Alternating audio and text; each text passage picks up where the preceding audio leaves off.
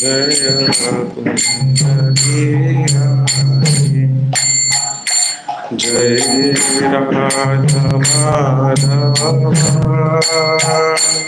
जय कुंज बिहारी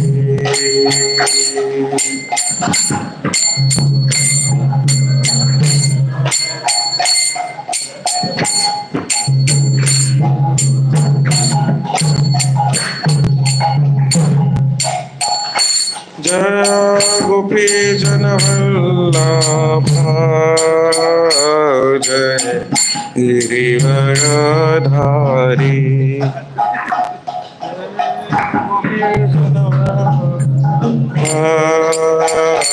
जय गिरिवरधारी जय यशोदानंदना जय प्रजाधना रंजना जय यशोदानंदना जय प्रजाधना रंजना जय यमुना तीरवनचारी जय कुंज बिहारी जय यमुना तीरवनचारी जय जय राधा माधव जय कुंज बिहारी जय Radha Madhav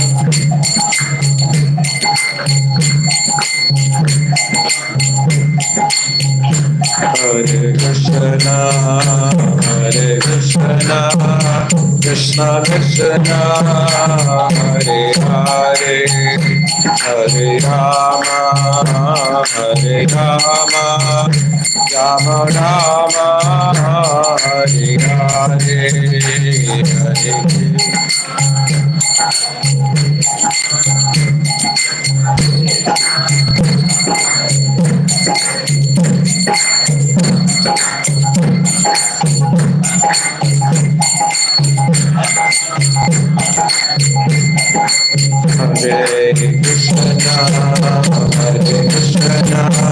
Krishna, Krishna Krishna, Hare Hare, Hare Rama, Rama Rama, Hare Hare, Hare Hare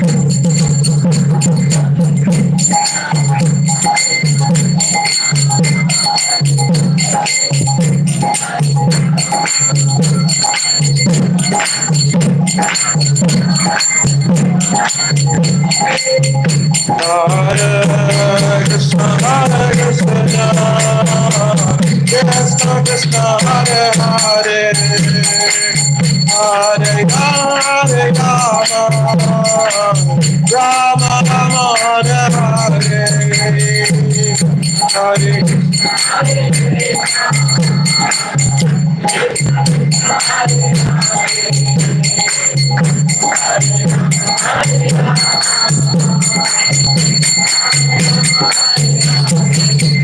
Hare Krishna, Krishna Krishna, Hare Hare Rama, Hare Rama, Rama Rama, Hare Hare,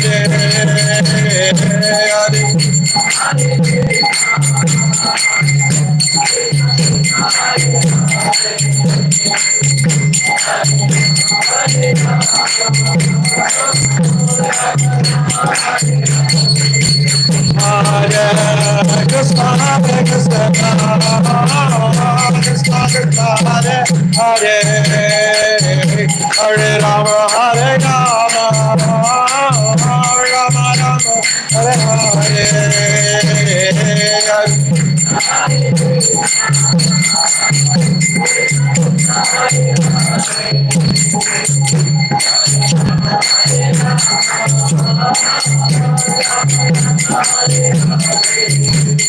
Hare Krishna, Krishna Krishna, Hare Hare, Hare Ram, Ram Ram, Hare Hare.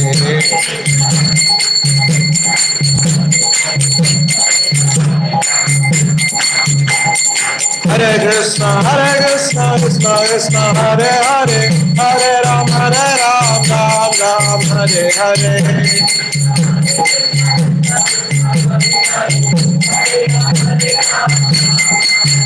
Hare Krishna, Krishna Krishna, Hare Hare, Hare Ram, Ram Ram, Hare Hare. जोर से बोलिए. Hare Krishna, Krishna Krishna, Hare Hare, Hare Ram, Ram Ram, Hare Hare.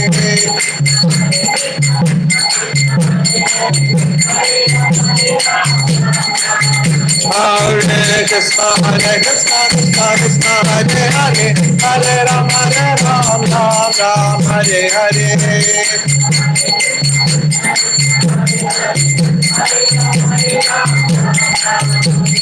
Hare Krishna, Krishna Krishna, Hare Hare, Hare Rama, Rama Rama, Hare Hare, Hare.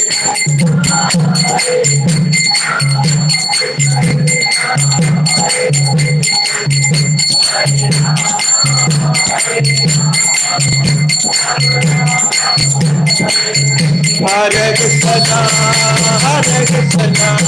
Krishna Krishna, Hare Hare, Hare Rama,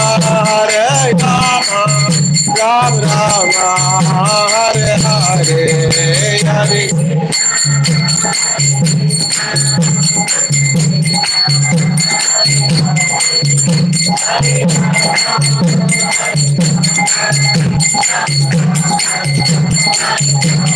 Hare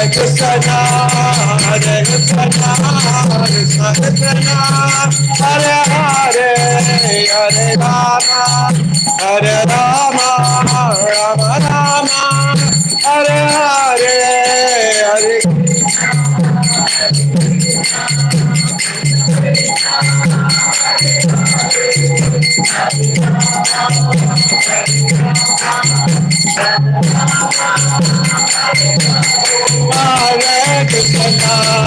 Hare Krishna, Krishna Krishna, Hare Hare, Hare Rama, Ram Rama, Hare Hare, Hare Krishna.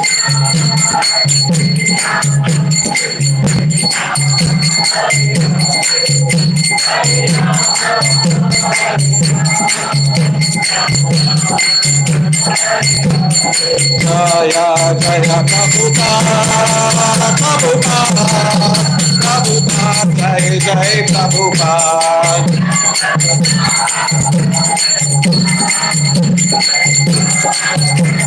Nitai Aura Hari Bol, Hari Bol, Hari Bol, Nitai Aura Hari Bol.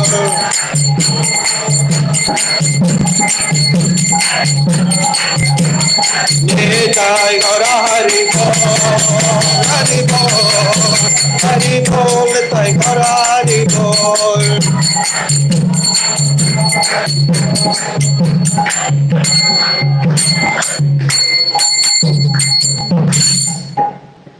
Shri हरिनाम संकीर्तन की, ग्रंथराज श्रीमद् भागवतम की, श्री प्रभुपाद की।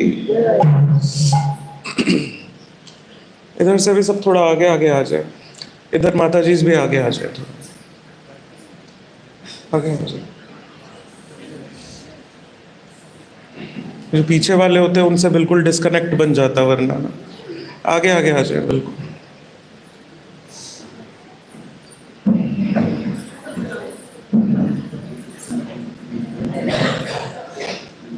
थोड़ी देर बाद पीछे वाले सो जाते हैं।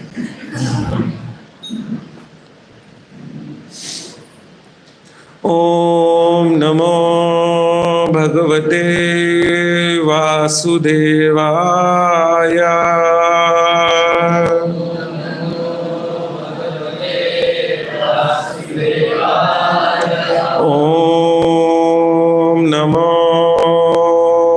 भगवते वासुदेवाय।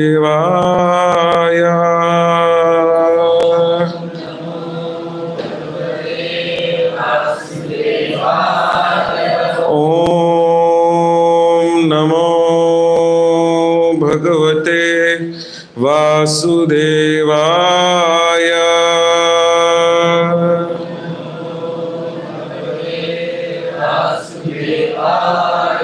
नारायणं नमस्कृत्यं नरं चैव नरोत्तमं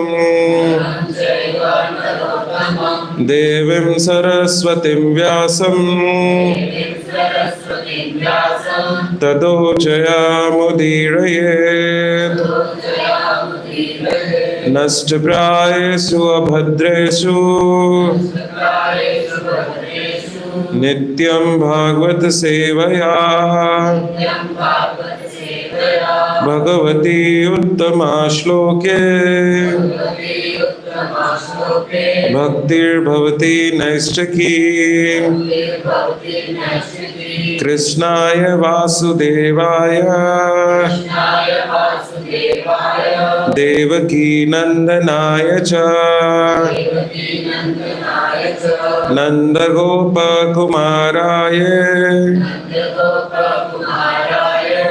गोविंदाय नमो नमः। So we are reading from Srimad Bhagavatam, second canto, 7th chapter, 50th verse.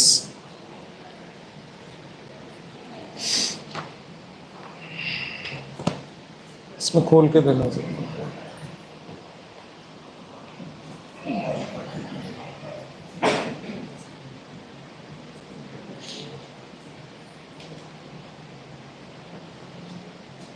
सो अयम ते विहितता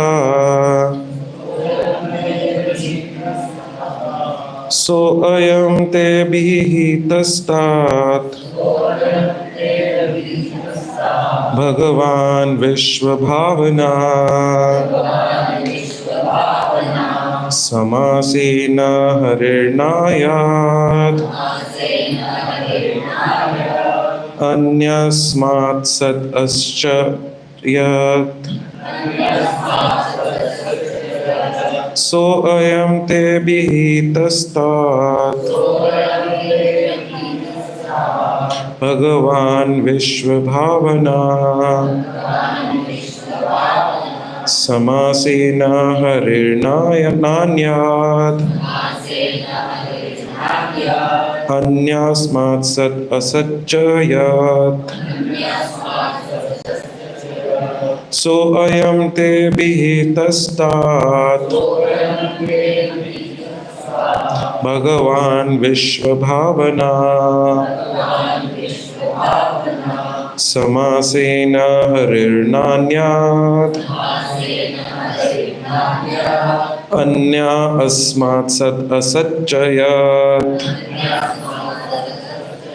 सो अयम ते विहितस्तात् भगवान विश्वभावनः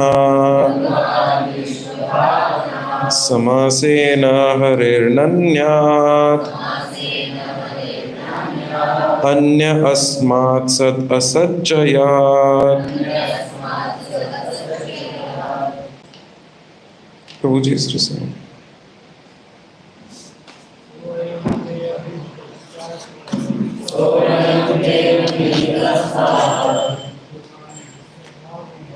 भगवान विश्वभावना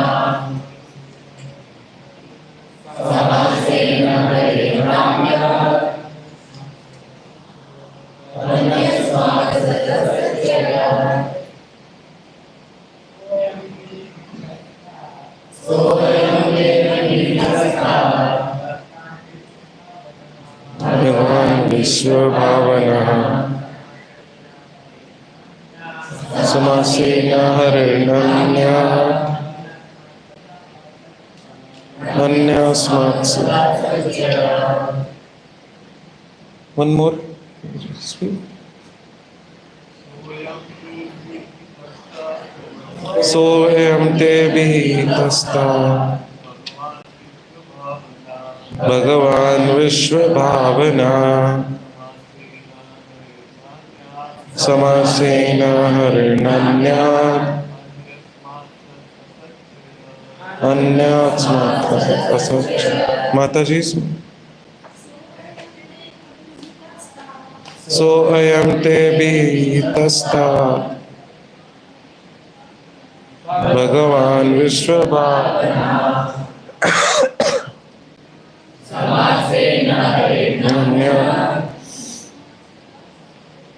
अन्य अस्मात् तुच्छ। सोऽयं ते अभिहितस्तात् भगवान् विश्वभावना समासेन हरिर्नान्यात् अन्य अस्मात्। Word to word meaning, translation और पर्पट श्रील प्रभुपाद के द्वारा श्रील प्रभुपाद की।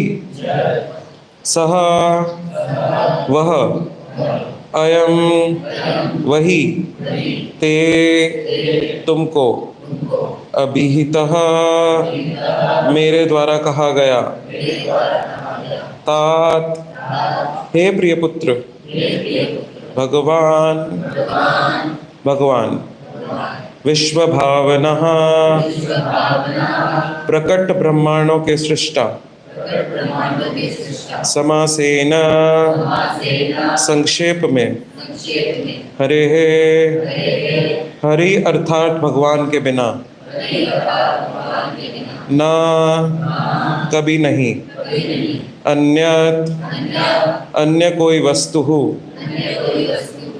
अन्यस्मात् कारण स्वरूप, सत प्रकट गोचर, असत तात्विक, च तथा, यत चाहे जो भी हो।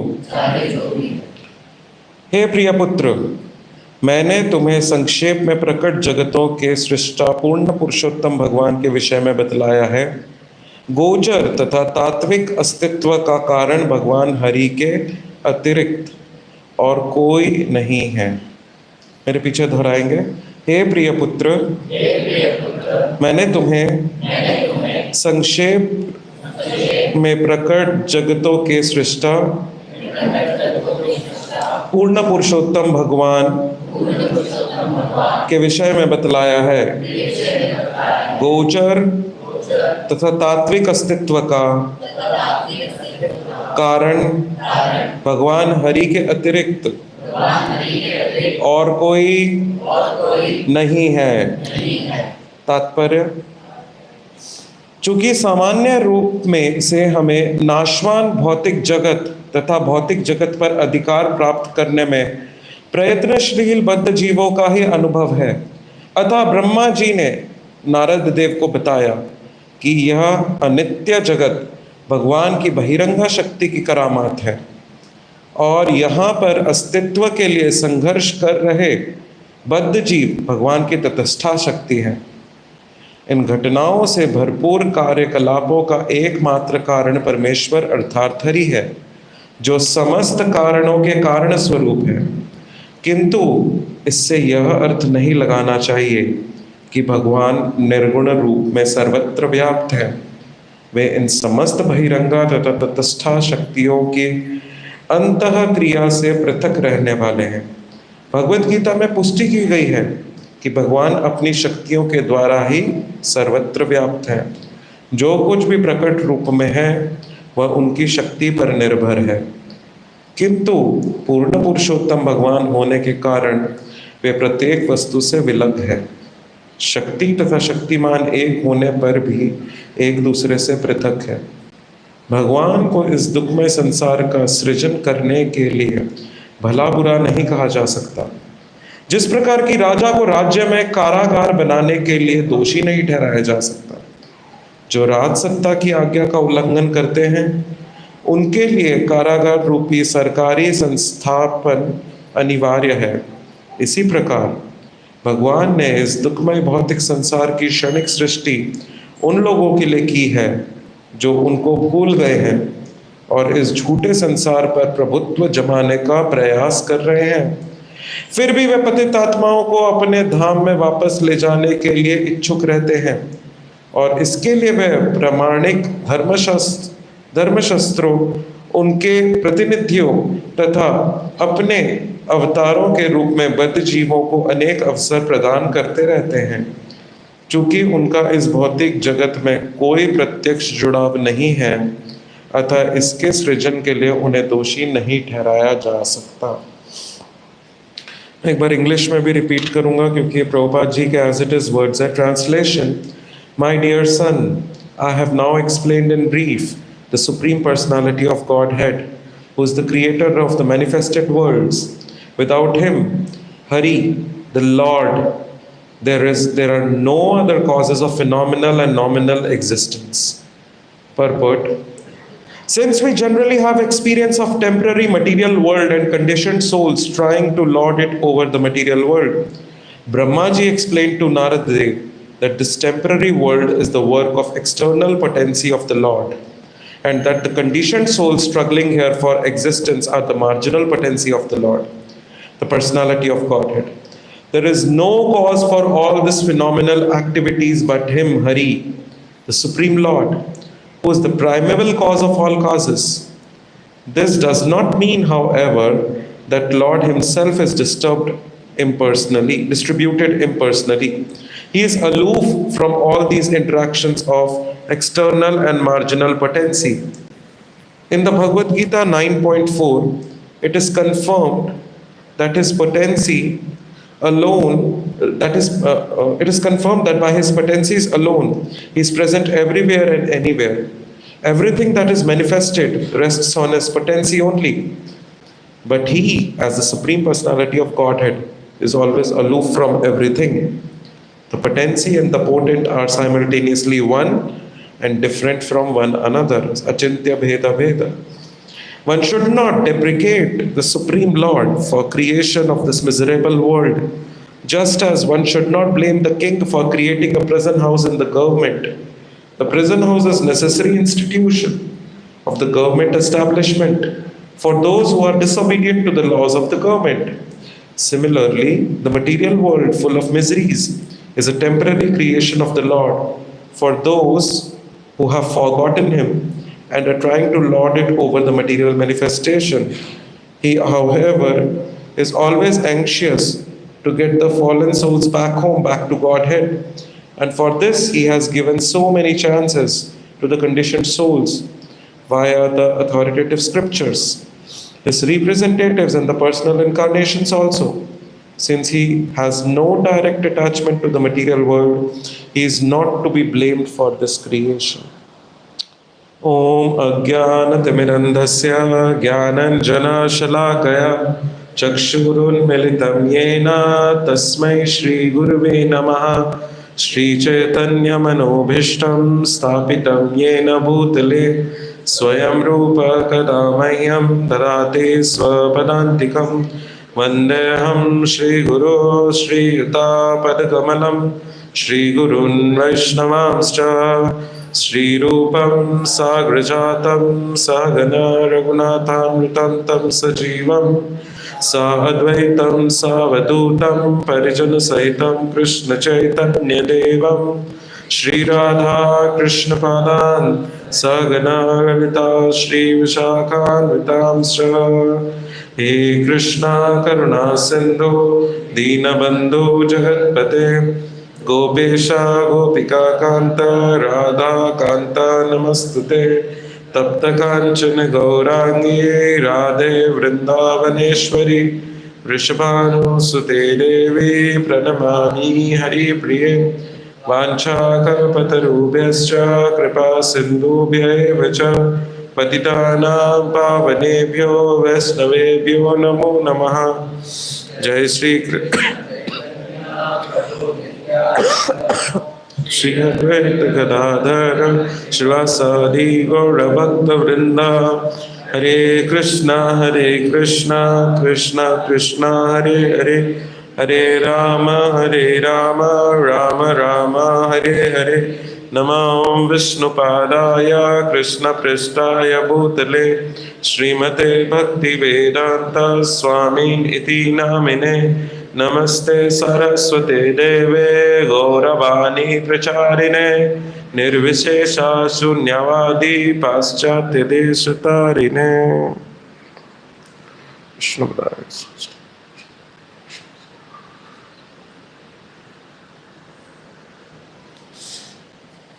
हरे कृष्ण। तो ये जो चैप्टर है पूरा, ये कन्वर्सेशन है, एक डिस्कशन है ब्रह्मा और नारद मुनि के बीच में। और ये चैप्टर अब अपने कंक्लूजन पे जा रहा है।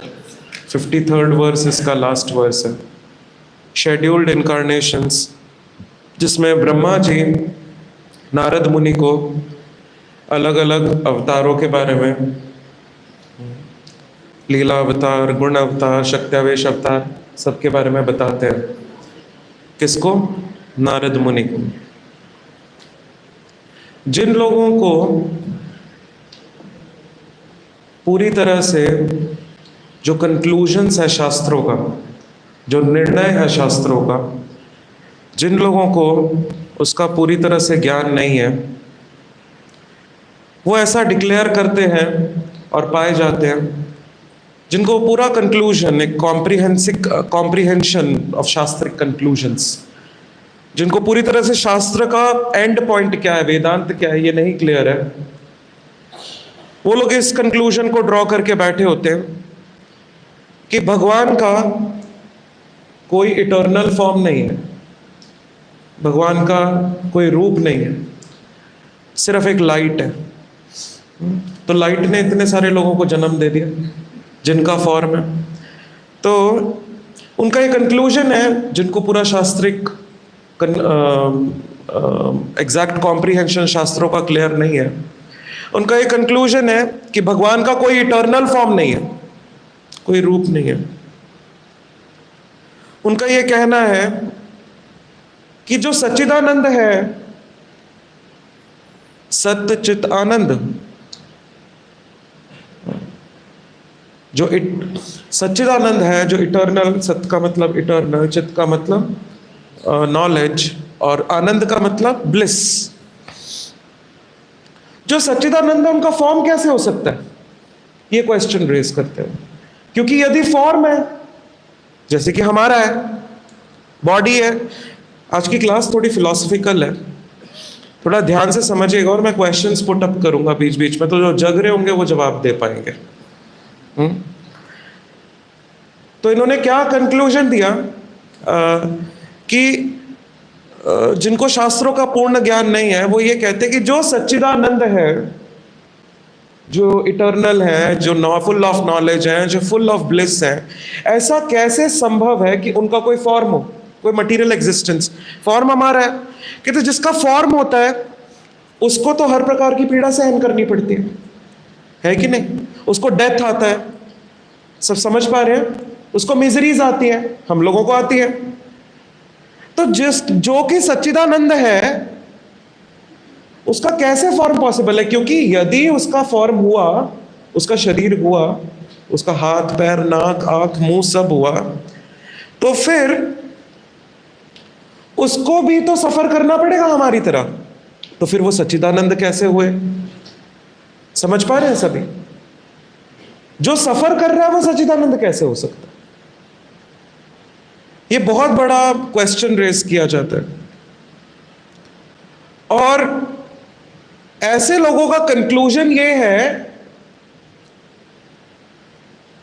वो जो रोशनी है कुछ समय के लिए आती है, एक फॉर्म एक्सेप्ट करती है, एक बॉडी एक्सेप्ट करती है, मोड्स ऑफ मटेरियल नेचर, सतोगुण रजोगुण और तमोगुण उनके प्रभाव में आती है, उनके प्रभाव में आकर अपने कार्य करती है। फिर वो जब वो ये कहते हैं कि form is not possible without miseries, कह रहे भगवान का कोई फॉर्म नहीं है। इस बात समझिए, बहुत इंपॉर्टेंट है। कोई शरीर नहीं है, क्योंकि यदि शरीर हुआ तो क्या आएगा? मिजरीज आएंगी। तो जो सच्चिदानंद है उनको मिजरीज कैसे आ सकती है? फिर वो दूसरी एक तरफ से वो ये कह रहे, दूसरी तरफ से ये कह रहे कि वो जो रोशनी है वो कुछ समय के लिए एक शरीर को एक्सेप्ट करती है और वो शरीर 3 गुणों के प्रभाव में आ जाता है। तो फिर ये बताओ कि वो जो सच्चिदानंद है वो 3 गुणों के प्रभाव में कैसे आ जाता है? खुद को ही कॉन्ट्राडिक्ट कर जाते हैं लोग जो इम्पर्सनलिस्ट्स होते हैं। निरंकार निरंकार निरंकार। एक तरफ से वो कह रहे वो सफर नहीं कर सकता इसलिए उसको फॉर्म नहीं मिल सकता, वो सच्चिदानंद है। दूसरी तरफ से कह रहे वही सच्चिदानंद एक शरीर में आकर रजोगुण सतोगुण और तमोगुण के प्रभाव में आके कार्य करना शुरू कर देता है, और जब वो यहां से विड्रॉ करता है मटीरियल वर्ल्ड से तो वो सतोगुण रजोगुण तमोगुण के प्रभाव से एकदम से बाहर निकल जाता है और वो कहां चला जाता है? वापस अपने धाम चला जाता है, वो वापस रोशनी बन जाता है। तो आप समझ पा रहे, एक कॉन्ट्राडिक्शन, एक पैराडॉक्स है, खुद को ही कॉन्ट्राडिक्ट कर रहे हैं। बिल्कुल नॉनसेंस फिलॉसफी है ये। और वहीं पे ब्रह्मा जी जो सृष्टि के रचयिता है, श्रीमद् भागवतम, सारे वेदों का ज्ञान ब्रह्मा जी के हृदय में किसने दिया? स्वयं भगवान कृष्ण, जिनका डायरेक्ट एक्सेस है वैदिक नॉलेज का। पूरा डायरेक्ट हृदय, दिव्य ज्ञान हृदय प्रकाशित हो, पूरा हृदय में पूरा ज्ञान है। वो ब्रह्मा जी क्या कह रहे हैं पूरी श्रीमद् भागवतम में? वो कह रहे हैं वो भगवान, वो सिर्फ एक रोशनी तक लिमिटेड नहीं आ पड़ी। अगर श्रीमद् भागवतम, ब्रह्मा जी ने वेदों के कंक्लूजन में ये कहा, वे भगवत गीता भी कहती है वेदेश्च सर्वे अहमेव हि वेद्यो। भगवान कहते हैं कि वेदों का तो अल्टीमेट गोल है मेरे को समझना, और हम उसी भगवान को मिस इंटरप्रेट कर रहे हैं बैठ के। इम्पर्सनलिज्म, मायावाद। भगवान ने, वही ब्रह्मा जी जिसके हृदय में भगवान ने ज्ञान दिया, वो ब्रह्मा जी श्रीमद् भागवतम में, इसमें वेदास में और फिर व्यासदेव श्रीमद् भागवतम में क्या डिक्लेयर कर रहे हैं कि भगवान इटर्नल है, उनका कभी शुरुआत नहीं है, कभी कोई अंत नहीं है। वही ब्रह्मा कह रहे हैं ईश्वर परम कृष्ण सच्चिदानंद विग्रह अनादिरादिर गोविंद सर्व कारण कारणम। उनका कोई शुरुआत नहीं है, कोई अंत नहीं, कह तो रहे हैं ब्रह्मा जी। वही ब्रह्मा जी जो ये कहते हैं, जो ये एक्सप्लेन करते हैं कि यदि राम इस पृथ्वी पे आते हैं तो ऐसा नहीं कि वो विड्रॉ करके लाइट बन जाते हैं वापस। जिस प्रकार से यहां अयोध्या धाम है, स्पिरिचुअल प्लैनेट्स में भी अयोध्या धाम है, स्पिरिचुअल स्काई में। जिस प्रकार से यहां द्वारका धाम है, वहां पर भी द्वारका धाम है। जिस प्रकार से यहां वृंदावन है, वहां पर भी वृंदावन है। यहां पे जितने धाम नजर आते हैं वो मेयरली उनके रिफ्लेक्शंस है। वही ब्रह्मा जी ये चीज एक्सप्लेन कर रहे हैं, और वही ब्रह्मा जी एक्सप्लेन कर रहे हैं कि जब राम आते हैं तो ऐसा नहीं कि कोई रोशनी भेज देते किसी के शरीर में, वो स्वयं राम जो है वो अयोध्या धाम से उतर के भौमा अयोध्या में आते हैं जो यहां पर है, वही स्वयं राम। और वही सरयू नदी में जब जाने का समय होता है, सरयू नदी में क्या करते हैं? एक डिप लेते हैं, और जब बाहर निकलते हैं तो वो अपना इटर्नल स्वरूप लेकर धाम पे वापस जाते हैं। तो ये कहना कि कुछ समय के लिए यहां पर आए, एक रोशनी है, वो कुछ समय के लिए आए, एक बॉडी अज्यूम किया, प्रकृति के 3 गुणों के कंट्रोल में आए, सतोगुण रजोगुण तमोगुण के कंट्रोल में आए, उल्टी सीधी हरकतें करी हमारी तरह, थोड़ी शक्तियां थी और वापस चले गए। कुछ बेवकूफ तो इस हद तक पहुंच चुके जो ये कहते कि भगवान कृष्ण को मार डाला गया, मर गए, और मर गए, मरने के बाद क्या हुआ? मरने के बाद उनका दिल जिंदा रहा, उसको जगन्नाथ जी में ले जाकर प्लेस कर दिया। ऐसे धर्मगुरु एक तरफ से भगवान का नाम लेते हैं, कृष्ण कृष्ण करते हैं, दूसरी तरफ से इम्पर्सनलिस्ट फिलॉसफी को प्रोपोगेट करते हैं। इम्पर्सनलिज्म को हम डिनाई नहीं करते, भगवान का रोशनी स्वरूप भी है, हम डिनाई नहीं करते, पर उससे भी ऊपर जो स्वरूप है वो क्या है? स्वयं भगवान, जिनका फॉर्म है।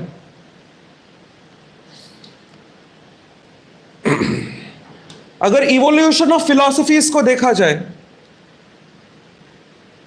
5000 साल पहले द्वापर युग था, स्वयं कृष्ण उपस्थित थे। परीक्षित महाराज ने जब द्वापर का अंत आ रहा था, पूरा श्रीमद् भागवतम सुना। किनसे सुना? सुखदेव गोस्वामी से। तो श्रीमद् भागवतम में क्या नरेशन आता है, जहां द्वापर युग का अंत हुआ। मैं एक पूरा एक साइकिल आपको दिखाना चाहता हूं कि आज हम किस स्थिति में और हम कहां से शुरू हुए। कृष्णस्तु भगवान स्वयं, श्रीमद् भागवतम डिक्लेयर करता है, वहीं पे द्वापर युग का अंत हो गया। कृष्णस्तु भगवान स्वयं, इन शब्दों पे परिभाष्य श्लोक है श्रीमद् भागवतम का। यदि श्रीमद् भागवतम के 2 श्लोकों में कभी आपको कॉन्ट्राडिक्शन लगे तो उसको किस रेफरेंस में समझना चाहिए? कृष्णस्तु भगवान स्वयं, ये परिभाष्य श्लोक है, ये परिभाषा है श्रीमद् भागवतम की, जैसा कि हमारे आचार्यों ने बताया। तो कृष्णस्तु भगवान स्वयं, इस पे हमारा द्वापर युग अंत हुआ और शुरू हुआ कलयुग। पर अभी भी कलयुग अभी भी शुरू नहीं हुआ है। अभी क्या चल रहा है? अभी कलयुग नहीं है, अभी द्वापर धीरे धीरे सेट हो रहा है और कलयुग धीरे धीरे राइज हो रहा है। ये संध्या का समय चल रहा है। संध्या समझते हैं, जैसे दिन और रात को मिलने का समय, ये संध्या चल रही है। और अगले 500 वर्ष संध्या के निकल चुके हैं, 5000 वर्ष, सॉरी, द्वापर जब से शुरू। और अभी लगभग 9500 ईयर्स तक और संध्या है, जब तक चैतन्य महाप्रभु का समय है, जब तक भक्ति है। धीरे धीरे इसमें द्वापर नीचे आएगा और कलयुग क्या होगा? ऊपर जाता जाएगा। तो द्वापर तो अंत हुआ, कृष्णस्तु भगवान स्वयं, स्टोरी एंड्स देयर। कलयुग स्टार्ट होता है। कलयुग शुरू होते ही जीवों ने क्या करना शुरू कर दिया? वेदों के नाम पर बलियां देनी शुरू करी। अश्वमेध यज्ञ सपोर्ट लेने लग गए। अश्वमेध यज्ञ तो कब होता था? अश्वमेध यज्ञ तो त्रेता में भी होता था, जैसा कि हमने पिछले हफ्ते क्लास में डिस्कस किया था। बलि देना अलाउड है, परंतु उस प्रकार का ब्राह्मण होना चाहिए जो बलि दे पाए, वो उस प्रकार के मंत्र उच्चारण कर पाए कि पुरानी गाय, एक बूढ़ी गाय को लाकर उसकी बलि दी जाए और उसको इमीडिएटली यूथ का शरीर मिल जाए। पर आज तो उल्टा चलता है, बलि देकर खा जाते हैं, नया शरीर मिलना तो दूर की बात है। तो वेदों के नाम पर मांस भक्षण शुरू हो गया कलयुग आते ही। सीक्वेंस, एनालॉजीज का सीक्वेंस देखिए, हम कहां कैसे यहां तक पहुंचे। इस श्लोक का मेन जो अंडरस्टैंडिंग है वो यही है। मांस भक्षण शुरू हो गया और किसको आना पड़ा? बुद्ध शरीरा, केशव धृता बुद्ध शरीरा, जय जगदीश हरे। बुद्ध को आना पड़ा। स्वयं विष्णु है, वही विष्णु व्यासदेव के फॉर्म में आकर कृष्णस्तु भगवान स्वयं कह कर गए। और वही विष्णु जब बुद्ध के फॉर्म में आए, जब देखा चारों तरफ, टाइम प्लेस सर्कमस्टांस के अकॉर्डिंग फिलॉसफी को एडजस्ट करते हैं, देखा चारों तरफ मांस भक्षण चल रहा है। अभी तो ये इतने गिरे हुए हैं, ये क्या भगवान के मैसेज को एक्सेप्ट करेंगे? कम से कम इनको मांस भक्षण से बाहर निकालो। और लॉर्ड बुद्धा ने निहिलिस्टिक फिलॉसफी दे दी, निर्वाण। क्या कहा? ये वेद वूद कुछ नहीं होते, ये सब जीरो है, कोई सेंस नहीं है वेद का। आप तब तक सफर कर रहे हैं, ये बुद्ध की फिलॉसफी है। आप जब तक सफर कर रहे हैं, जब तक ये शरीर पंचभूत का आपके पास है। जैसे ये शरीर खत्म होगा, ये जो पांचों पंचभूत है ये अलग होंगे। मिट्टी मिट्टी में मिलेगा, अग्नि अग्नि में मिलेगी, जल जल में मिलेगा, वायु वायु में मिलेगा और आकाश आकाश में मिलेगा। उसी समय आपके दुख समाप्त है। वॉइड, जीरो की फिलॉसफी देती, जीरो, बस इसके बाद कुछ नहीं है। इस शरीर के बाद कुछ नहीं है, कोई आपका फर्दर अस्तित्व नहीं है।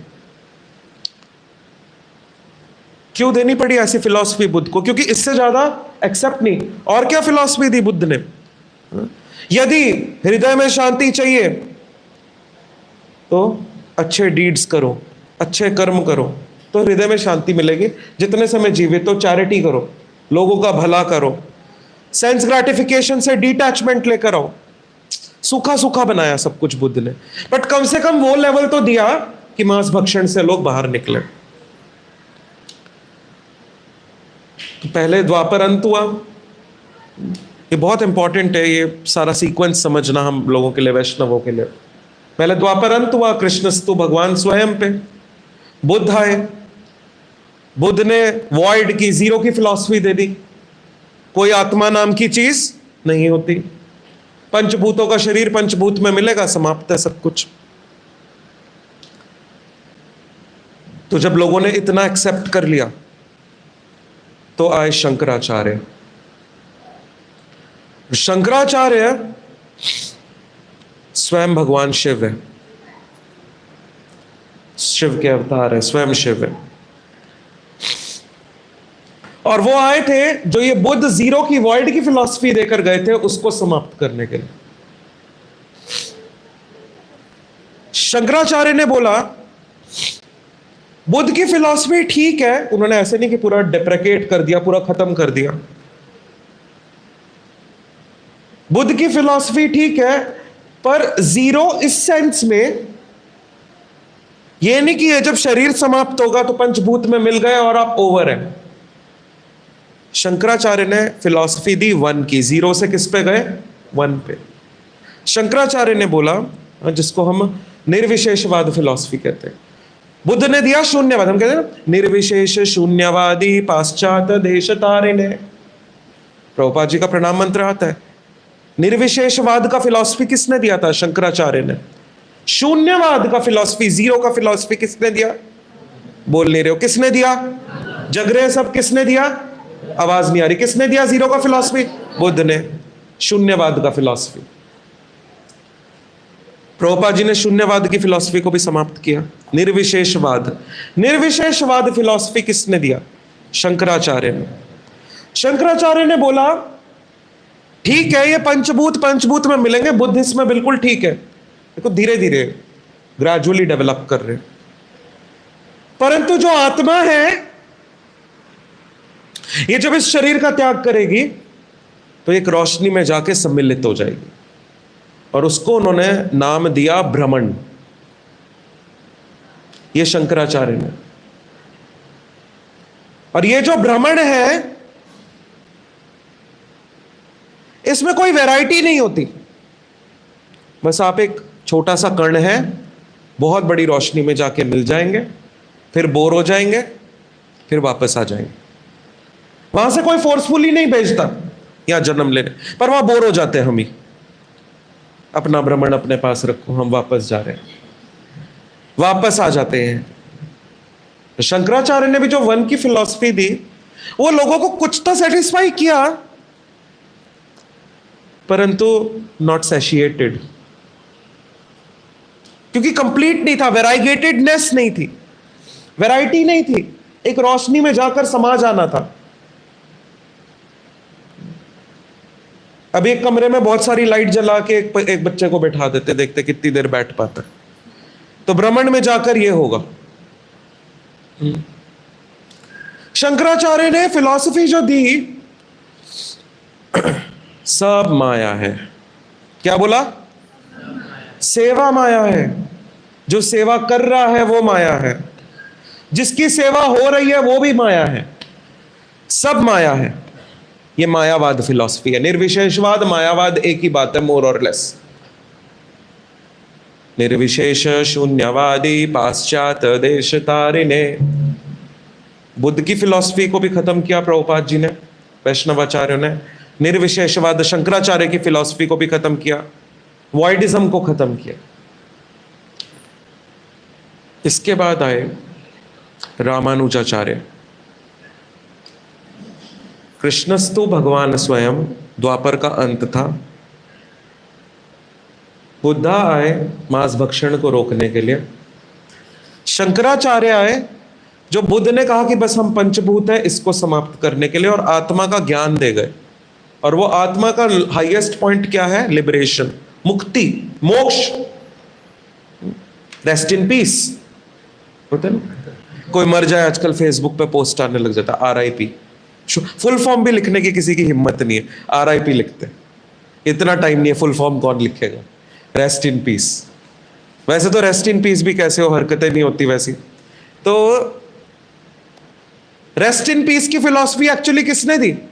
शंकराचार्य ने। इसके बाद रामानुजाचार्य आए। रामानुजाचार्य ने एस्टैब्लिश किया, शंकराचार्य ने एस्टैब्लिश किया सर्विस इज इल्यूजन, सेवा जो है वो माया है। रामानुजाचार्य ने एस्टैब्लिश किया क्योंकि अब पब्लिक इतना डेवलप हो चुकी थी, धीरे धीरे माइंडसेट बढ़ रहा था। लोग बोलते ना कॉन्ट्राडिक्टरी फिलॉसफीज क्यों है? बुद्ध भी तो विष्णु है।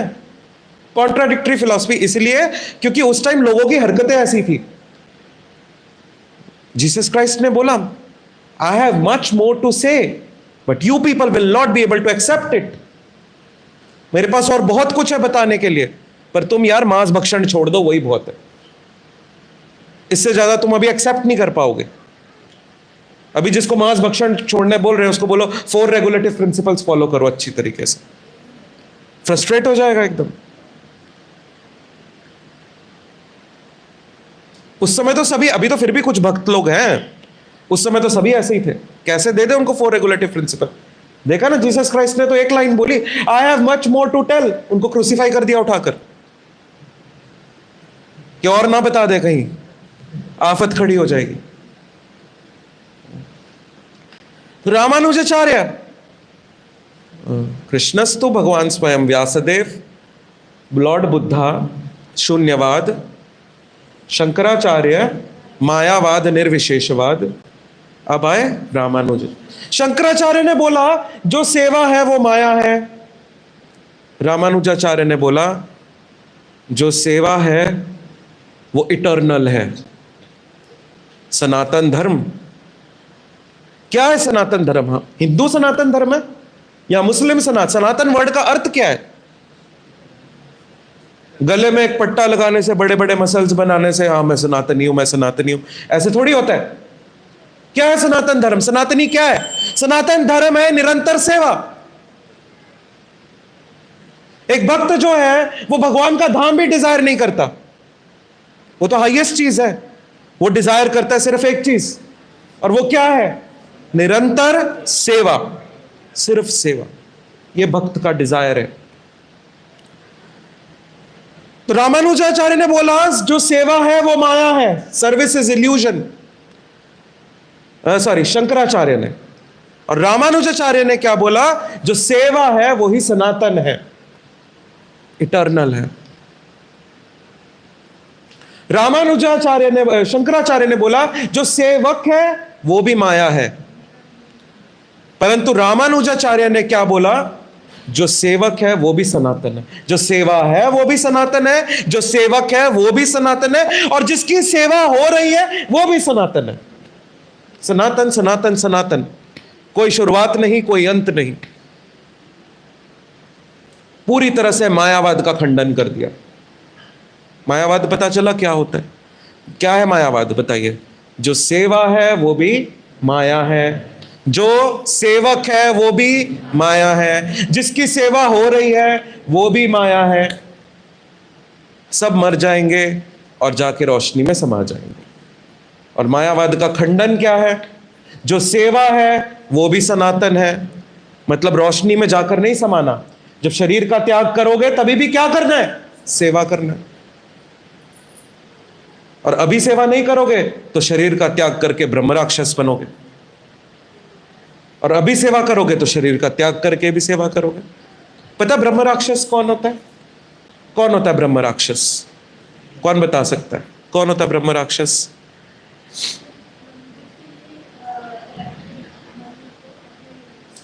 हाँ, सिर्फ वो नहीं, जो अपने फॉलोअर्स को एक्सप्लॉइट करे, उनको गलत ज्ञान दे, अपना उल्लू सीधा करे उनसे, जो मंदिर के धन को इधर उधर करे, जो सेवा में गलतियां करे जानबूझ के। ये सब इस शरीर को छोड़ने के बाद क्या बनते हैं? ब्रह्म राक्षस बनते। भूत प्रेत नहीं बनते, ब्रह्म राक्षस बनते। ब्रह्म राक्षस और भूत प्रेतों में इतना फर्क है कि ब्रह्म राक्षस मंदिर में एंटर कर सकते हैं, पर भूत प्रेत मंदिरों में एंटर नहीं कर सकते। तो रामानुजाचार्य ने क्या बोला? जो सेवा है वो भी सनातन है, जो सेवा कर रहा है वो भी सनातन है, जिसकी सेवा हो रही है वो भी सनातन है। खत्म कर दिया पूरी तरीके से फिलॉसफी को बुद्ध के। एकमात्र ज्ञान मिश्रित भक्ति, कर्म मिश्रित भक्ति, इसको डिफीट कर दिया। ज्ञान मिश्रित भक्ति, कर्म मिश्रित भक्ति, जो चैतन्य महाप्रभु है उन्होंने रामानुजाचार्य की 2 टीचिंग्स को बहुत अप्रिशिएट किया। सीक्वेंस याद हो चुका अभी तक का सबको? पहले क्या था? कृष्णस्तु, भगवान स्वयं, फिर बुद्ध शून्यवाद, फिर शंकराचार्य मायावाद और निर्विशेषवाद, फिर रामानुजाचार्य। हाँ, रामानुजाचार्य ने क्या बोला? सनातन सनातन सनातन। 2 टीचिंग्स है रामानुजाचार्य की जिसको चैतन्य महाप्रभु ने बहुत अप्रिशिएट किया। रामानुजाचार्य ने बोला शुद्ध भक्ति एकमात्र साधन है, ज्ञान मिश्रित भक्ति और कर्म मिश्रित नहीं। ज्ञान मिश्रित, कर्म मिश्रित भक्ति नहीं। कौन सी भक्ति? शुद्ध भक्ति है, जो वो एकमात्र साधन है भगवान के धाम वापस जाने का। कर्म का मतलब होता है एक्शन, और ज्ञान का मतलब होता है नॉलेज। अब एक दिल में सवाल उठेगा कि बिना किसी एक्शन के, बिना किसी एक्टिविटी के, अब आप सब एक्टिविटी करते हैं, कोई फूलों की माला बनाता है, कोई प्रीचिंग करता है, कोई कुछ करता है, पर रामानुजाचार्य ने तो बोला ज्ञान मिश्रित और कर्म मिश्रित भक्ति करनी नहीं। पर क्वेश्चन ये उठता है कि बिना कर्म के भक्ति कैसे? कर्म मीन्स एक्टिविटी, कर्म मीन्स एक्टिविटी, पर एक्टिविटी तो हम सब कर रहे हैं। समझ पा रहे मैं क्या कह रहा हूं? और बिना ज्ञान के कैसे भक्ति करें? अभी तो ज्ञान के लिए तो सब बैठे हैं यहां पर, तो बिना ज्ञान के, बिना कर्म के कैसे भक्ति करें? और मतलब ज्ञान और कर्म जरूरी है भक्ति के लिए। रामानुजाचार्य ने बोला ज्ञान मिश्रित, कर्म मिश्रित भक्ति मत करो। रामानुजाचार्य ने जो ज्ञान मिश्रित और कर्म मिश्रित भक्ति मना किया है, उसमें कर्म का मतलब है वो वाले कर्म जो मटेरियल बेनिफिट्स के लिए किए जाते हैं। हस्बैंड, वाइफ, पुत्र, पौत्र, धन, धान्य, इन चीजों के लिए किए जाते हैं। हा धनम, हा जन्म, हा सुंदरिम, सब चाहिए। ना धनम, ना जन्म, ना सुंदरिम नहीं, हा धनम, हा जन्म, हा सुंदरिम, सब कुछ। ज्ञान कर्म मिश्रित भक्ति इसको कहा गया। कृष्ण कॉन्शियस कर्म को नहीं कहा गया क्या कर्म मिश्रित भक्ति। और ज्ञान मिश्रित भक्ति क्या है? जो लोग वो वाला ज्ञान प्राप्त करने की कोशिश करते हैं जिससे मुक्ति मिले, मोक्ष मिले, ब्रह्म ज्योति तक पहुंच जाए। इन दोनों को रिफ्यूट किया किसने? रामानुजाचार्य। ज्ञान मिश्रित भक्ति नहीं करना, कर्म मिश्रित भक्ति नहीं करना, शुद्ध भक्ति, अन्याभिलाषिता शून्यम ज्ञान कर्मादनावृतम आनुकूल्येन कृष्णानुशीलनम भक्तिर उत्तमा। उत्तम भक्ति, अन्य अभिलाषिता शून्यम, कोई और अभिलाषा नहीं है।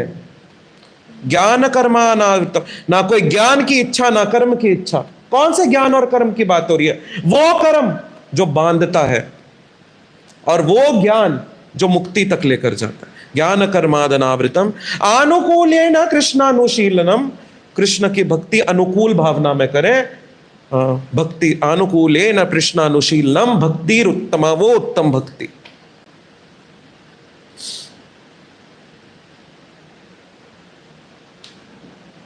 रामानुजाचार्य ने बहुत स्ट्रांगली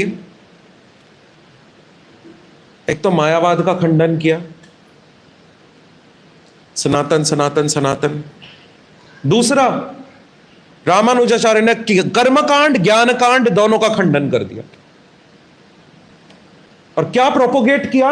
राम भक्ति।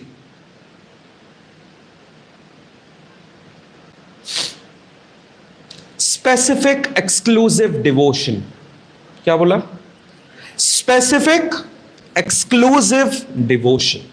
अनन्य भक्ति, अनमोटिवेटेड, अनइंटरप्टेड, अनमोटिवेटेड, कोई मोटिवेशंस नहीं होनी चाहिए भक्ति के लिए। प्रभु जी मोटिवेशन आप कहते हो, उत्साह होना चाहिए, वो एंथुजियाज्म है। मोटिवेशंस मतलब मैं भगवान की पूजा करूंगा बदले में ये मिलेगा, कोई मोटिवेशंस नहीं होना चाहिए। अनइंटरप्टेड, बिना किसी रुकावट के हर समय भक्ति होनी चाहिए।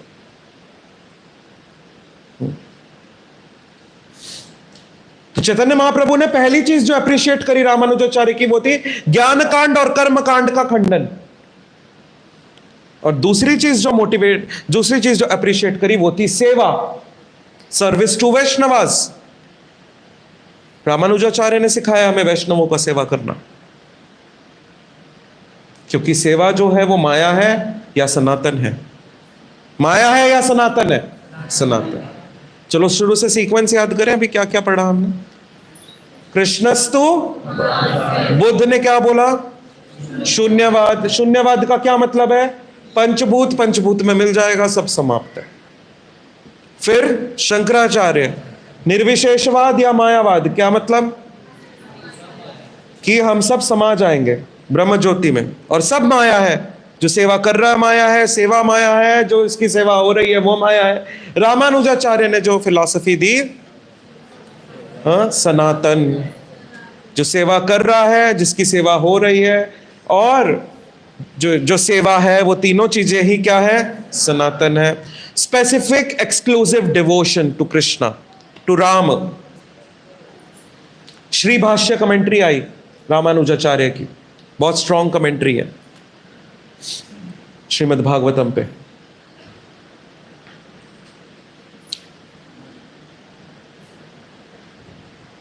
पर अभी भी रामानुजाचार्य कुछ हद तक सेटिस्फैक्शन तक ले गए थे।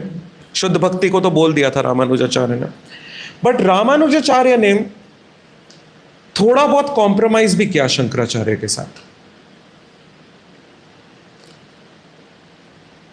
प्रकृति की डेफिनेशन में, जीव की डेफिनेशन में और ईश्वर की डेफिनेशन में थोड़ा सा कॉम्प्रोमाइज किया, क्योंकि लोग उतना एक्सेप्ट नहीं कर सकते। और फिर आए माधवाचार्य।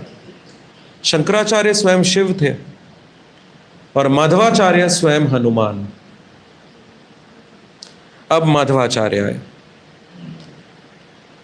और माधवाचार्य बहुत अच्छे से क्रोधित हो जाते थे। माधवाचार्य ने बोला, आई कैनॉट कॉम्प्रोमाइज, मैं नहीं करूंगा कॉम्प्रोमाइज किसी की फिलॉसफी से। पूरी तरह से शंकराचार्य की मायावाद को खंडन कर दिया माधवाचार्य ने।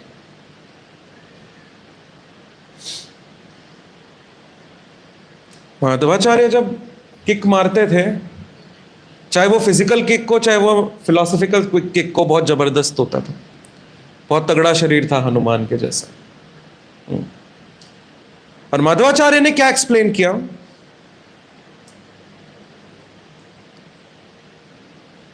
कि जो आत्मा है, रामानुजाचार्य की फिलॉसफी को फर्दर एक्सपैंड किया, आत्मा अलग है और भगवान जो है वो अलग है। और माधवाचार्य की भी दो चीजों को चैतन्य महाप्रभु ने बहुत अप्रिशिएट किया।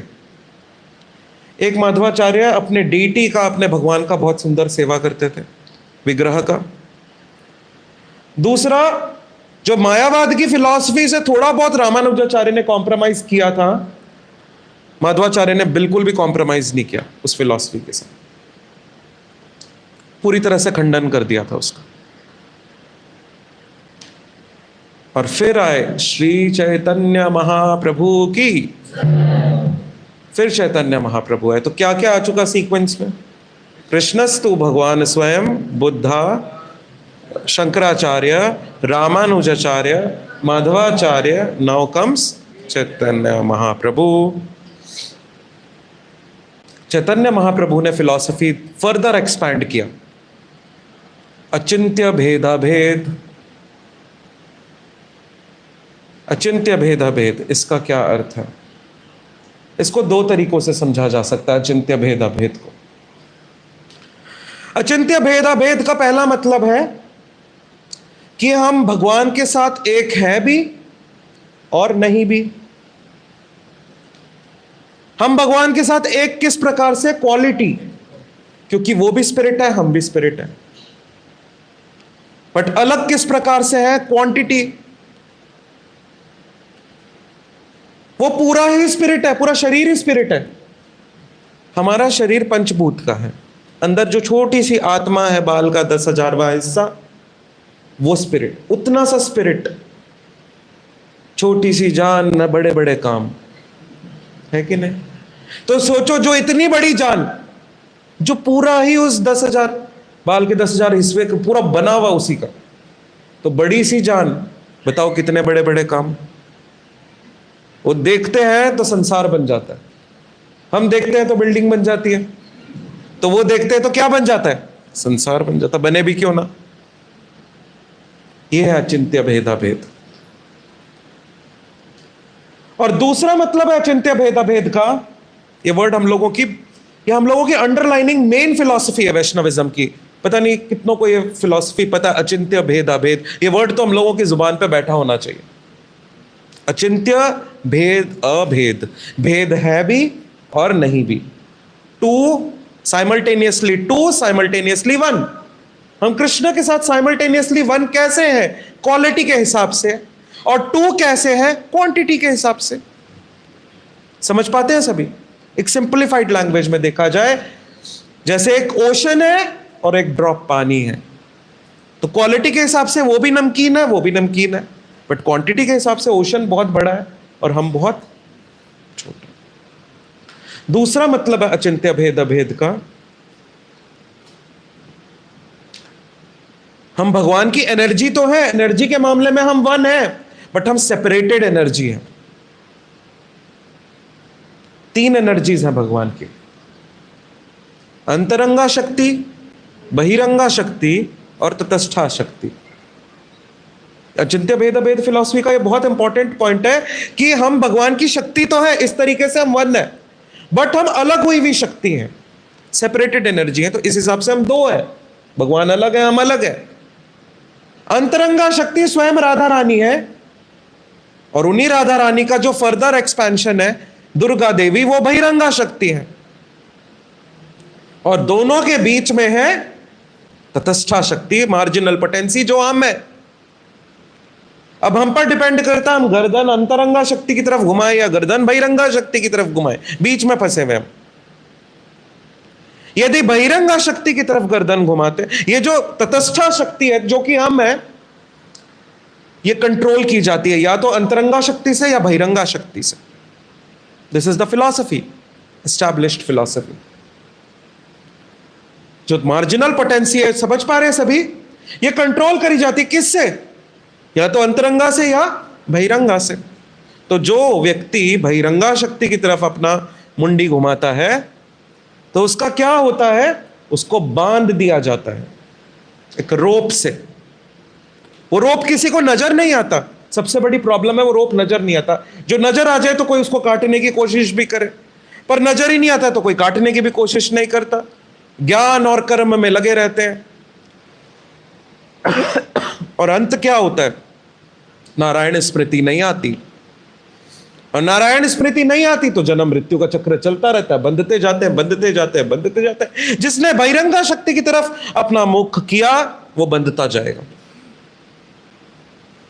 जिसने अंतरंगा शक्ति स्वयं राधा रानी की तरफ अपना मुख किया, तो राधा रानी किसकी तरफ लेकर जाएंगे? कृष्ण की सेवा की तरफ, जो सनातन है, और वो उन सारे जो रोप्स हैं उनको काट देगा। हम पर डिपेंड करता है।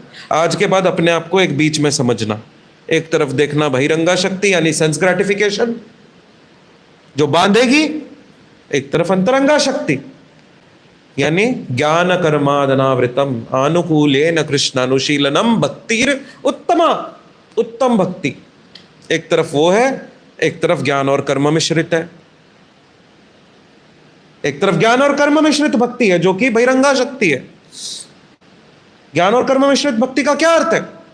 कर्म करो बदले में फल मिलेगा, पूजा करो बदले में मांगेंगे। जैसे कोई भिखारी रोज घर के बाहर आके कटोरा रख दे, दे दो। आपको अच्छा लगेगा कोई पड़ोसी आता है रोज घर के बाहर आके कटोरा रखता है, बोलता है दे दो, कैसा लगेगा वो पड़ोसी आपको? देवी देवता को भी आप वैसे ही लगते हैं, रोज घर के बाहर आते कटोरा रख देते, ऐसे लगते हैं सब देवी देवता को, जो मांगते रहते हैं मांगते रहते हैं मांगते रहते हैं। बार बार बोला जाता है ये इस्कॉन वालों को प्रॉब्लम क्या है देवी देवताओं से? अरे इस्कॉन वालों को देवी देवताओं से प्रॉब्लम नहीं है, इस्कॉन वालों को प्रॉब्लम है जो लोग मांगते हैं उनसे। आपको अच्छा फील होगा कोई घर पे आके रोज कटोरा रखे तो?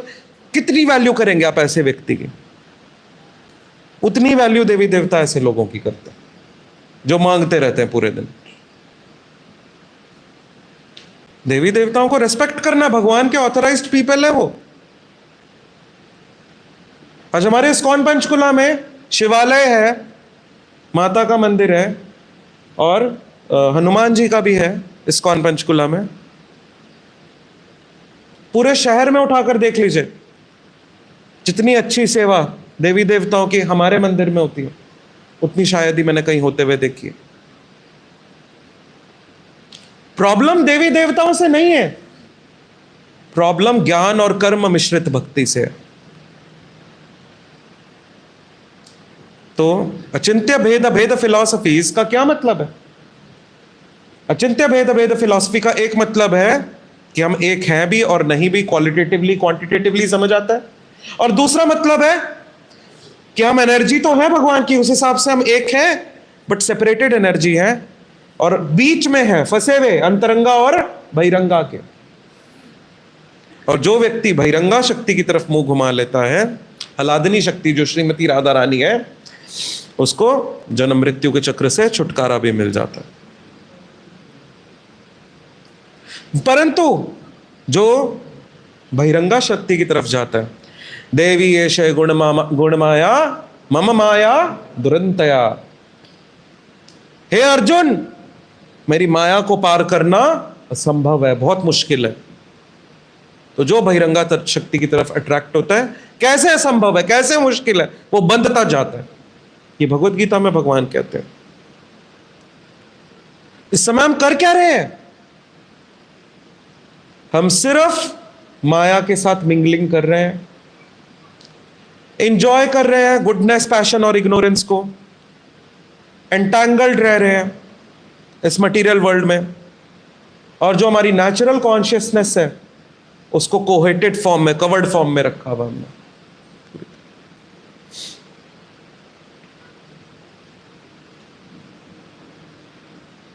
जो दिन में 6 घंटे सोता है,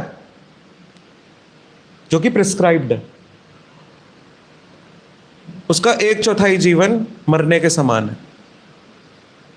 जो 8 सोता है उसका 1/3 जीवन मरने के समान है।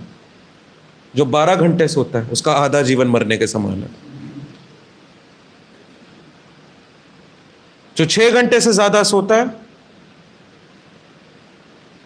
6 घंटा तो चाहिए, इसके बिना शरीर काम नहीं करेगा। जो 6 घंटे सोता है और बाकी समय अपनी ड्यूटी करता है और सेवा करता है, उसका वो 6 घंटा सोना भी सेवा है। वो सोते हुए भी सेवा कर रहा है। जो शरीर को भगवान की सेवा में इस्तेमाल करता है, उसका विश्राम करना भी सेवा है। और जो व्यक्ति 6 घंटे से ज्यादा सोता है, उसका सेवा जो है वो इंद्रिय, जो उसका जो सोना जो है वो इंद्रिय तृप्ति है। सब बोलते हैं प्रभु जी हम बहुत बिजी है लाइफ में, बहुत बिजी है लाइफ में, बहुत बिजी है लाइफ में। सुबह 4 बजे भी बिजी है? 4 बजे कौन बिजी है? ऑफिस किसी का खुलता है 4 बजे? किसी का भी नहीं खुलता। मात्र इंद्रिय तृप्ति, बहिरंगा शक्ति, बहिरंगा शक्ति के कंट्रोल में, बुरा मत मानिएगा, हम सब बंध रहे हैं। और जो व्यक्ति इंटेलिजेंट होता है, व्यवसाय आत्मिका बुद्धि एके न कुरु नंदना, एक जो इंटेलिजेंट व्यक्ति है, एके न कुरु नंदना, वो एकमात्र फोकस उसका, भगवान कह रहे हैं भगवत गीता के दूसरे अध्याय में, एकेन कुरु नंदना, एकमात्र कृष्ण पे फोकस रहता है उसका।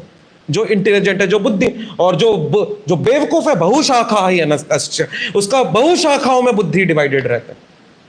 ये भी इंजॉय कर लें, ये भी इंजॉय कर लें, ये भी इंजॉय कर लें, ये भी इंजॉय कर लें, फिर थोड़ा सा मंदिर में भी चले जाएं। ये भी ठीक है, something is better than nothing, but बहुशाखा ही अनंतस्य से प्रभुपाद जी ने बोला है, make this life, just give this one life to me, सिर्फ एक ये जीवन मुझे दे दो, and amazing things will happen, amazing चीजें होंगी। ये एक जीवन, अरे ये जीवन छोड़ने के बाद में इस जीवन में रहते हुए अमेजिंग चीजें शुरू हो जाएंगी। ये प्रभुपाद जी ने हमें प्रॉमिस किया। माना सबको उठने में दिक्कत हम सबको होती है, बट एक बार जो उठ जाता है वो उठ जाता है।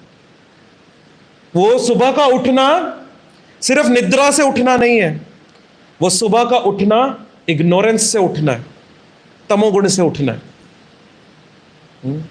बहुशाखा से एकेन कुरु नंदना पे आना है, वो जो सुबह का उठना है।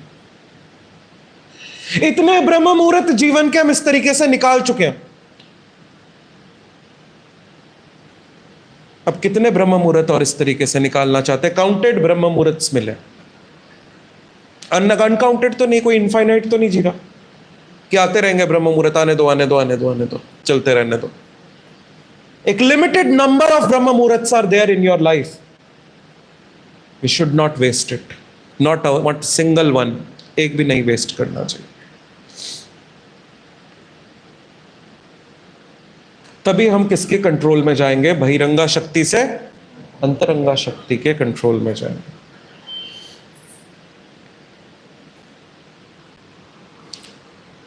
तो यही कंक्लूजन है आज की क्लास का कि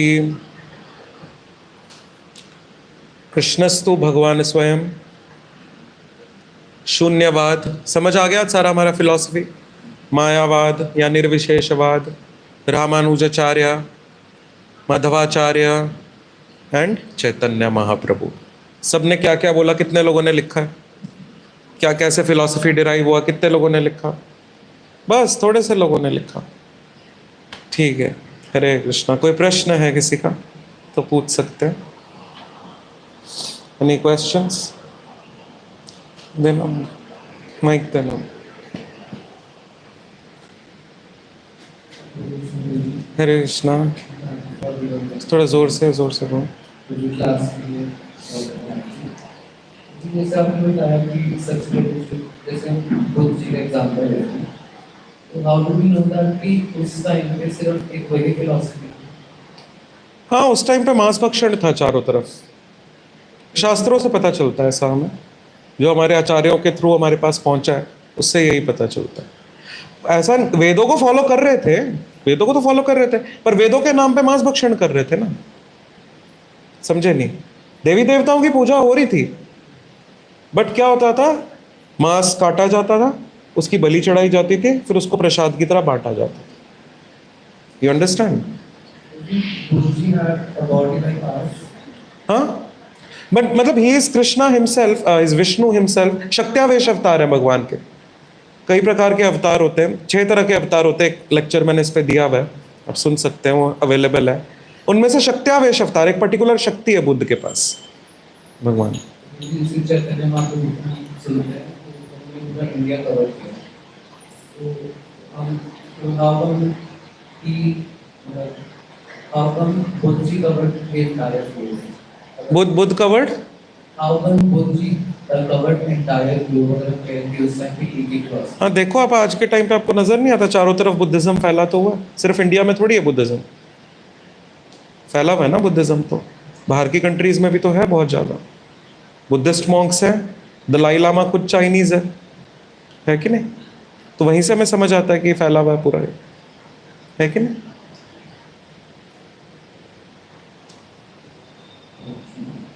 ये आपने कहा था कि भगवान तीन मोड्स ऑफ उससे इफेक्ट नहीं होते, बट हम कृष्ण भगवान को ये देखते हैं कि क्या आए और व्रत करने रोना उनका और वो सब हम कैसे ग्रो? जन्म कर्म च मे दिव्यम, जन्म भी दिव्य है, कर्म भी दिव्य है। जैसा कि कल मैं भगवत गीता की क्लास में बता रहा था कि भगवान के फ्रेंड्स थे, खेलते थे सब भगवान के साथ। मधुमंगल थे, सुदामा थे, स्टोक कृष्ण थे, बहुत फ्रेंड्स थे भगवान के, खेलते थे। और कोई आकर बोलता था, तुम्हें पता है ये कृष्ण भगवान है? मधुमंगल, है ये भगवान है? ये भगवान है, हमारे साथ चोरियां करता फिरता है, ये भगवान है, सबको तंग करता है, सबके साथ छल करता है, ये भगवान है। हंसने लग जाते थे। This is mercy of God, we should understand. लीला माधुरी, ये एकमात्र, ब्रह्मा में 50 गुण है, शिव में 55, विष्णु में 60, कृष्ण में 64। जो 4 एक्स्ट्रा गुण है उनमें से एक है लीला माधुरी।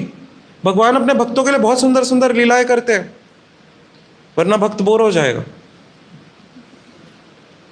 वो इसलिए नहीं कर रहे कि वो ऑर्डिनरी पर्सन है, वो इसलिए कर रहे कि हम ना बोर हो जाए।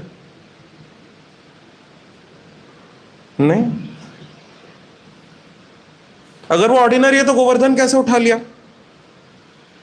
वो वाली भी लीला, अच्छा सबसे बड़ी प्रॉब्लम है वो वाला, देख लेते हैं एस्पेक्ट, चोरी कर रहे, ये कर रहे, वो कर रहे। गोवर्धन कैसे उठा लिया अगर भगवान नहीं है तो? गोवर्धन आज जो साइज है वो थोड़ी साइज है गोवर्धन का। गोवर्धन तो बहुत बड़ा था, माउंट एवरेस्ट पर्वतराज बोला जाता था, माउंट एवरेस्ट से बड़ा था, उसको भगवान ने उठा डाला।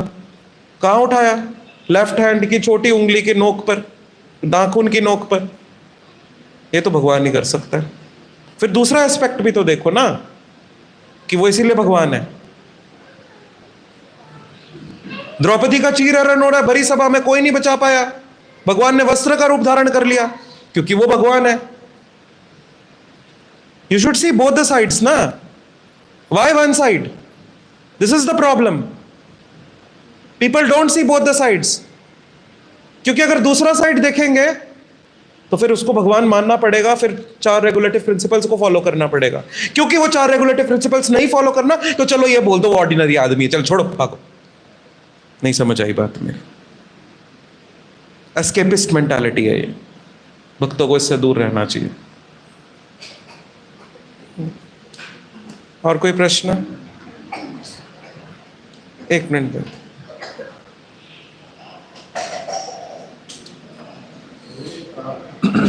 हरे कृष्ण गुरु जी।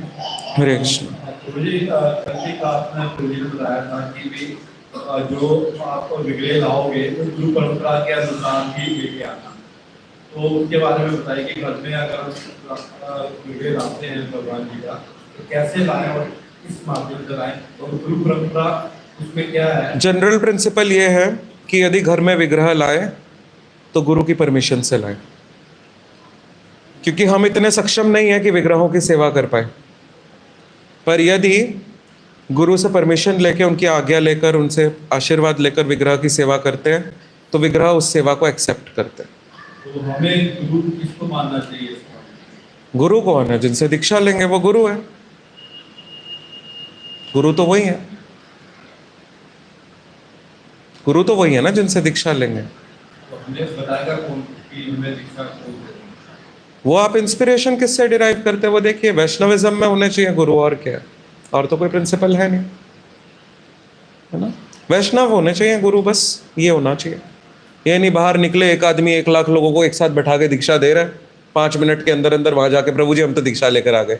अच्छा क्या रेगुलेटिव प्रिंसिपल है? कोई रेगुलेटिव प्रिंसिपल नहीं प्रभु जी। चाय भी पी सकते हैं, बढ़िया कॉफी भी पी सकते हैं, प्याज लहसुन भी खा सकते हैं, सब कुछ कर सकते हैं, बस दिन में 3 बार एक मंत्र बोलना। गुरु, गुरु वो होना चाहिए साधु और शास्त्र, शास्त्र के साथ बिल्कुल पैरेलल, इन लाइन विद शास्त्र, वो गुरु। क्या कहते हैं, हम विग्रह ले आते हैं, बट घर में अगर दूसरा सदस्य कोई और चीज कहता है नॉनवेज तो नहीं बट प्याज वो नहीं छोड़ रहे हैं, तो क्या हमें विग्रह लाने चाहिए या नहीं?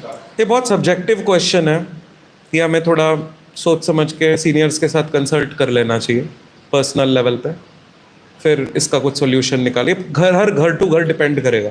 इसका कोई जनरल आंसर नहीं दिया जा सकता, ठीक है। तो पर्सनल लेवल पे ये डिस्कशन हो सकती है। हरे कृष्ण। परंतु एक चीज जरूर है, यदि घर में विग्रह होते हैं तो उन विग्रह से फिर अटैचमेंट होता है, और वो अटैचमेंट भगवत धाम का रास्ता भी खोलता है। जो पर्सनली एक फादर को थोड़ा कम प्रेम होता है बच्चे से, मदर को ज्यादा होता है। क्यों पता? क्योंकि मदर ने ज्यादा पॉटी साफ करी होती है ना, मदर ने ज्यादा सेवा करी होती है बच्चों की, इसलिए मदर का ज्यादा अटैचमेंट होता है बच्चे से। और फादर ने उतनी करी होती है पर उतनी भी नहीं, इनडायरेक्ट सर्विसेज होती है फादर की, पैसे अर्न करना, स्कूलों की फीसें भरना, इनडायरेक्ट सर्विसेज ज्यादा होती है। मदर की डायरेक्ट सर्विसेज ज्यादा होती है। तो जिसकी डायरेक्ट सर्विस है उसको ज्यादा अटैचमेंट होती है, जिसकी इनडायरेक्ट सर्विस है फादर फिर भी थोड़ा कम अटैच्ड होते हैं बच्चों से कंपैरेटिवली। बेस्ट अटैचमेंट किसकी अटैचमेंट को माना गया? मदर की ना, शास्त्रों में बेस्ट अटैचमेंट मदर के अटैचमेंट को। प्रभुपाद जी ने बोला है कि if there is a sign of love in this material world, that is between the mother and child. If you want to see that how Krishna loves you, then you should see how a mother loves a child. That is the pure form of love. ये प्रभुपाद जी का statement है। तो इसी प्रकार इससे हम ये principal derive करते हैं कि जिसकी हम सेवा करते हैं उससे हमें अटैचमेंट होता है, हो जाता है। तो यदि विग्रह है उनकी सेवा कर रहे हैं तो उनसे अटैचमेंट हो जाएगा, फिर उनसे अटैचमेंट होगा तो फिर माया से अटैचमेंट नहीं होगा। तो इस प्रकार से देखा जाए तो विग्रह रखना भी सही है। यस माता जी। हरे कृष्ण प्रभु जी।